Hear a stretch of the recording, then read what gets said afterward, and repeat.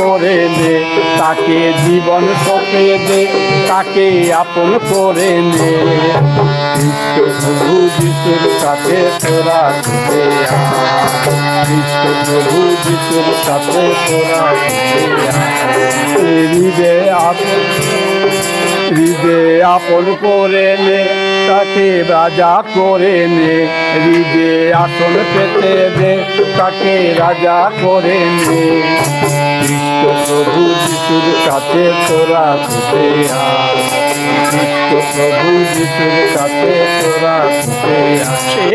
হাজারো গুরু আছে এবং লেখা আছে সব গুরু শিষ্য হওয়ার জন্য বহু গুরু এবং বহু শিষ্য। কিন্তু গুরু, আমি এই হারমোনিয়াম বাজাচ্ছি, যে হারমোনিয়াম বাজাতে জানে না তার কাছে গান শেখা যাবে? এখন আমাদের ছেলেমেয়েরা সব ইংরেজি, বাংলা, ফিজিক্স, কেমিস্ট্রি পড়ছে, যারা জানে না তাদের কাছে পড়া যাবে? হ্যাঁ, যদি আমার মতন মূর্খর কাছে আসে কি পড়বে? আমার কাছে আমার মতন মূর্খর কাছে যদি অঙ্ক করতে আসে আমি পারবো? শেখাতে পারবো না। সুতরাং শিক্ষিত লোক দরকার, যে সাবজেক্ট যে জানে সেই সাবজেক্টে। আজকে তার জন্য কি হয়, এখন সব গুরু সাবজেক্ট অনুসারে হয়। গুরু সেই যে সঠিকভাবে তোমাকে পথ দেখাতে পারবে, তোমার বিষয়টা সম্পূর্ণ শিখাতে পারবে।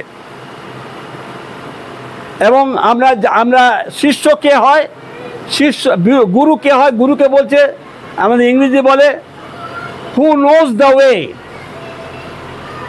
হু গোজ the way and who shows the way. তিনটে কথা। হু নোজ দ্য ওয়ে মানে যে রাস্তা জানে সে পথ দেখাতে পারবে, right? Who goes the way যে সেই রাস্তায় হাঁটছে সে তোমাকে রাস্তা জানাতে পারবে।